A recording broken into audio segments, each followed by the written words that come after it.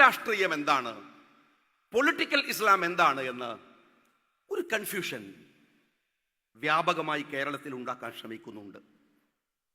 മുസ്ലിം league ഉയർത്തിപ്പിടിക്കുന്ന രാഷ്ട്രീയം സാമുദായിക രാഷ്ട്രീയമാണ്, പൊളിറ്റിക്കൽ ഇസ്ലാം അല്ല, സ്വത്വ രാഷ്ട്രീയവുമല്ല.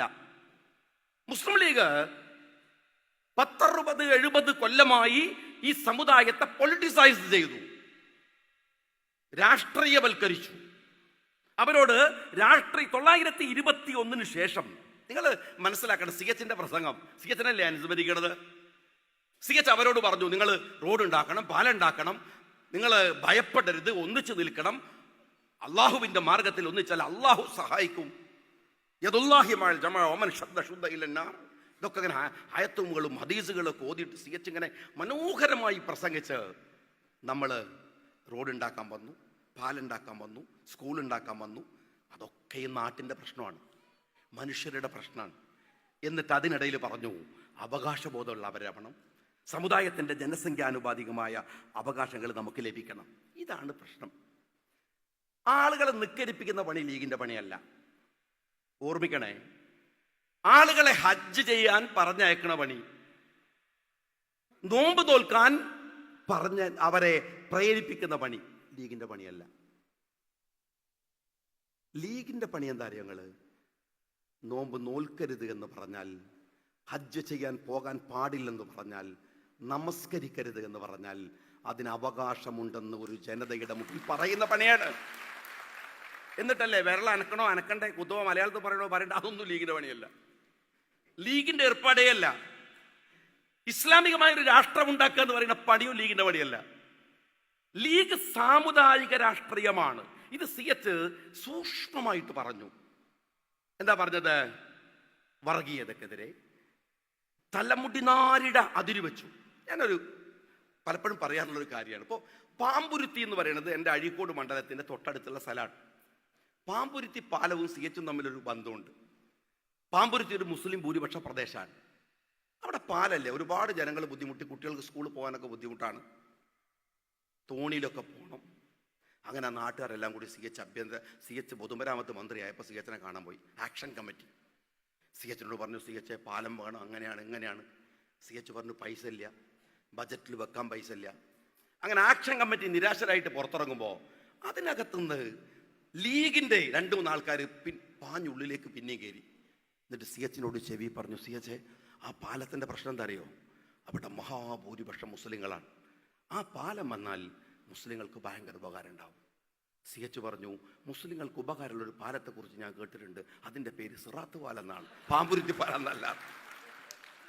അതിൻ്റെ പേര് സിറാത്ത് പാലം എന്നാണ്, പാമ്പുരുത്തി പാലം എന്നല്ല. ഏറ്റവും സൂക്ഷ്മമായ ഇടത്തിൽ പോലും വർഗീയത പറയാത്ത, മറ്റുള്ളവരെ വേദനിപ്പിക്കുന്ന ഒരു വാക്കു പറയാത്ത സൂക്ഷ്മത പുലർത്തിയിട്ടുള്ള രാഷ്ട്രീയമാണ് ലീഗിൻ്റെ സാമുദായിക രാഷ്ട്രീയം. ഇവിടെ ഈ പ്രശ്നത്തിൻ്റെ കാരണം എന്താ അറിയങ്ങൾ? നമ്മൾ രാഷ്ട്രീയം പറഞ്ഞ് ജമാഅത്തെ ഇസ്ലാമി ഏകദേശമൊക്കെ പൊളിറ്റിസൈസ് ചെയ്ത് നമ്മളെ വഴിയിലേക്ക് വന്നു. ഇപ്പോൾ ഓരേതാ നമ്മളേതാന്ന് അറിയാത്ത ചെറിയൊരു കൺഫ്യൂഷന് നാട്ടിലുണ്ടായിട്ടുണ്ട്. ജമാഅത്ത് വോട്ട് ചെയ്യാൻ തീരുമാനിച്ചതുകൊണ്ട്, ജമാഅത്ത് രാഷ്ട്രീയം സ്വീകരിക്കാൻ തീരുമാനിച്ചതുകൊണ്ട്, ജമാഅത്ത് ലീഗ് ഒരു 10-70 കൊല്ലം പറഞ്ഞ വഴിയിലേക്ക് വന്നതുകൊണ്ട് ഇവർ പറയാണ് ജമാഅത്തുമായിട്ട് എന്താ ബന്ധം, അതുകൊണ്ട് ഞങ്ങൾ തിരിച്ച് ജമാഅത്തിന്റെ പൊളിറ്റിക്കൽ ഇസ്ലാമിലേക്ക് പോടുന്ന. എടോ, അവർ നന്നായിട്ട് ഞങ്ങളെ വഴിയിലേ വരുന്നത്, ഞങ്ങൾ ഉത്തരവാദിയാ. ഇത് ഞങ്ങൾ പറഞ്ഞ മാർഗമല്ലേ? ഞങ്ങൾ മാറ്റി പൊളിറ്റിക്കൽ ഇസ്ലാം പറയണോ? ഞങ്ങൾ കുഴപ്പത്തിന്റെ വഴിയിലേക്ക് പോണോ?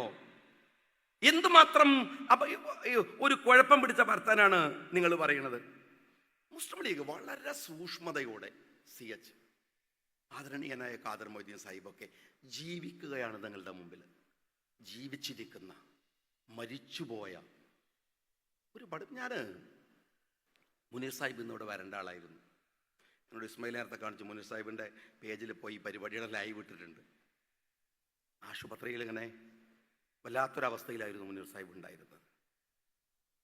സാദിഖലി തങ്ങളുടെ അഭ്യർത്ഥന മാനിച്ച് പ്രാർത്ഥന കൊണ്ട് നമ്മൾ അദ്ദേഹത്തെ തിരിച്ചു പിടിച്ചതാണ്. അള്ളാഹു അദ്ദേഹത്തിന് ആയുസ്സും ആരോഗ്യമൊക്കെ പ്രദാനം ചെയ്യുമാറാവട്ടെ. ആശുപത്രിയുടെ പുറത്ത് ഇങ്ങനെ ഞാനിങ്ങനെ നിൽക്കുമ്പോൾ ഞാനിങ്ങനെ ആലോചിക്കുകയായിരുന്നു മുനീർ സാഹിബിനെ കുറിച്ച്. സൈദ്ധാന്തികമായ തമാശകൾ പറയുന്ന ഒരാളാണ് അദ്ദേഹം.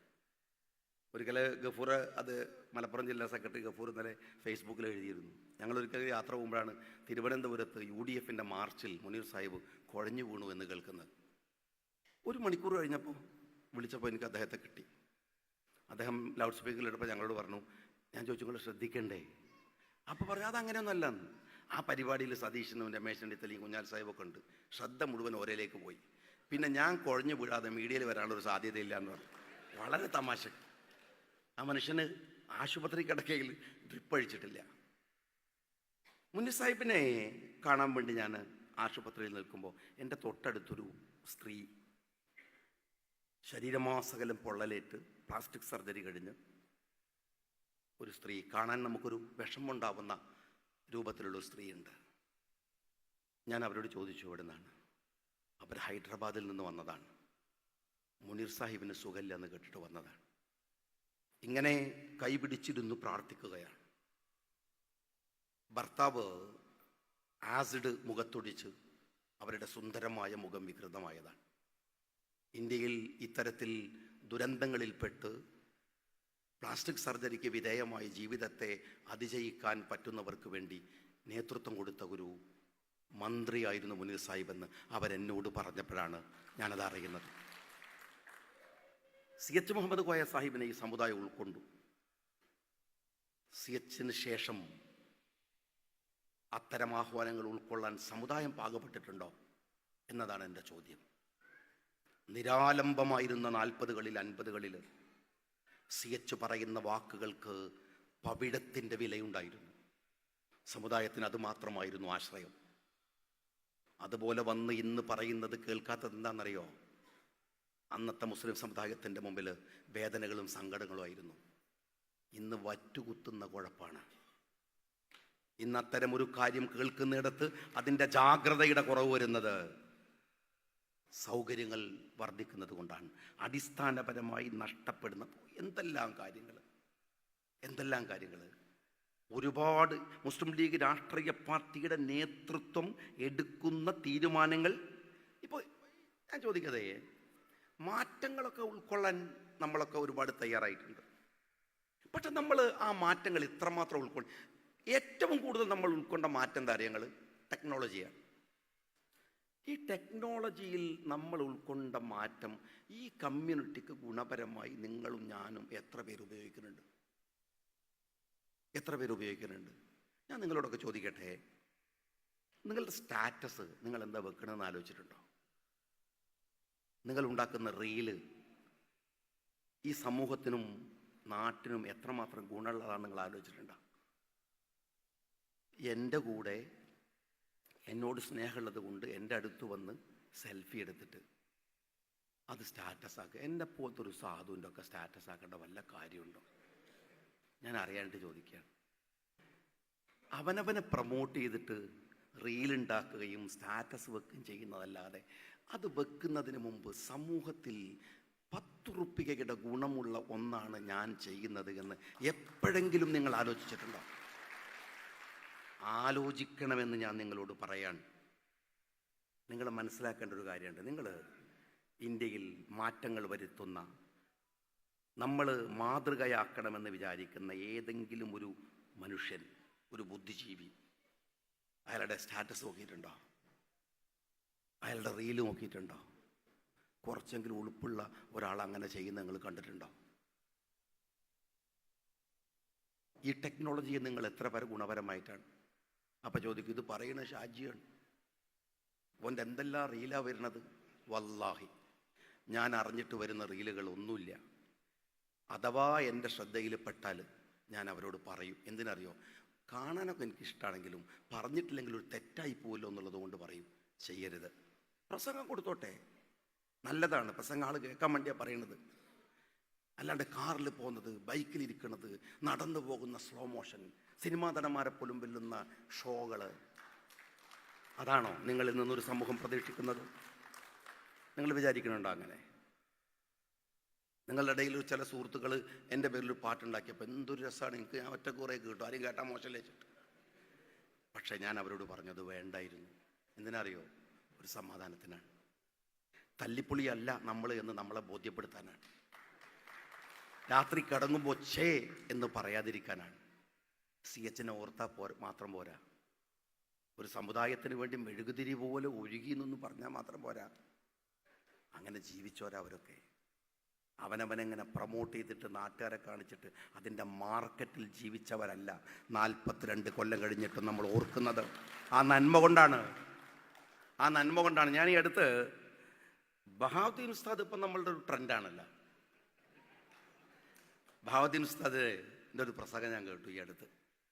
ബഹാവുദ്ദീൻ ഉസ്താദ് പ്രസംഗിക്കുമ്പോൾ അദ്ദേഹം പറയുകയാണ്, അപ്പം അദ്ദേഹത്തിൻ്റെ പ്രസംഗം കേട്ടപ്പോൾ ഞാൻ ആ പരിപാടി മുഴുവൻ ലൈവായിട്ട് കണ്ടു. ലൈവായിട്ടല്ല, ഞാനത് എടുത്തിട്ട് കണ്ടു. നോക്കുമ്പോൾ ഒരാൾ അദ്ദേഹത്തിൻ്റെ ഒരു സ്ഥാപനത്തിനകത്ത് സ്വാഗതം പറയുകയാണ്. മനോഹരമായ അറബിയിൽ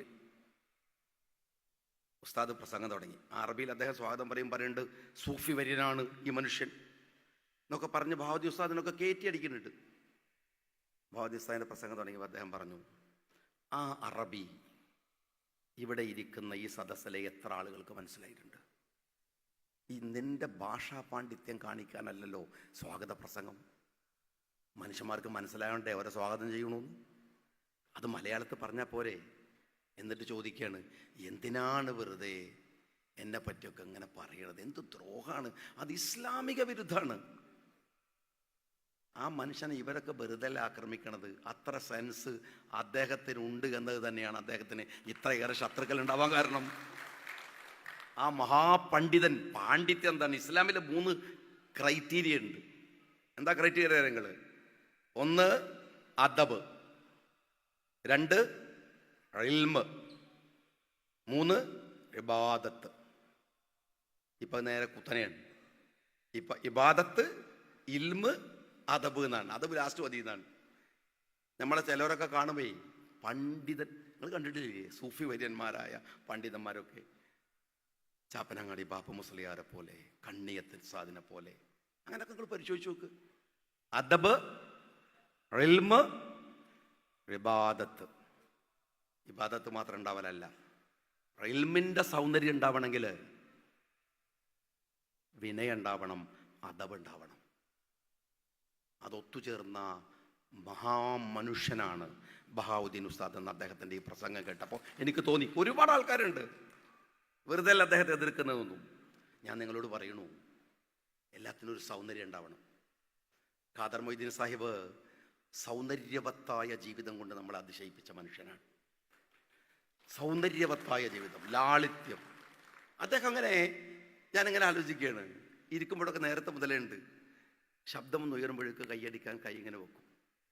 അദ്ദേഹം ഒരു അംഗീകാരം, ഒരു വിനീതനായി, വിധേയനായി, എല്ലാവരുടെയും മുമ്പിൽ ഒരു താഴെത്തട്ടിൽ നിൽക്കുന്നവനായി.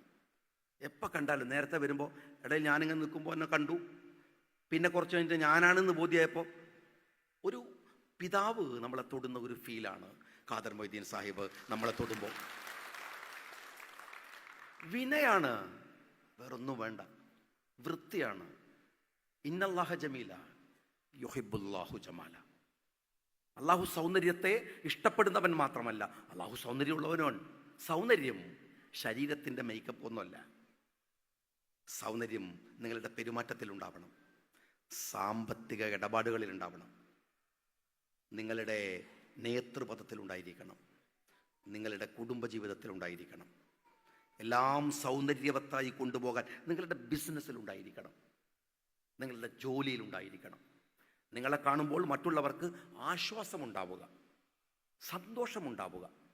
അങ്ങനെ ജീവിച്ച ഒരു വലിയ മനുഷ്യനെയാണ് ഇന്ന് ഈ സദസ്സ് ആദരിച്ചത് എന്നതാണ് ഇന്നത്തെ ദിവസത്തിൻ്റെ പ്രത്യേകത എന്ന് വിചാരിച്ചുകൊണ്ട് അള്ളാഹു ഖാദർ മൊയ്തീൻ സാഹിബിന് ആരോഗ്യമുള്ള ആയുസ് പ്രദാനം ചെയ്യുമാറാവട്ടെ. ഖാദർ മൊയ്തീൻ സാഹിബിൻ്റെ മനോഹരമായ നേതൃത്വം നമുക്ക് അള്ളാഹു തന്ന അനുഗ്രഹം അങ്ങനെ നിലനിർത്തി കുറേ കാലം അത് ആസ്വദിക്കാൻ അള്ളാഹു നമുക്ക് ആയുസ്സും ആരോഗ്യവും ആഫിയത്തും നമുക്ക് നൽകട്ടെ. ഞാൻ എൻ്റെ വാക്കുകൾക്ക് വിരാമം കുറിക്കുന്നു. ജയ് ഹിന്ദ്.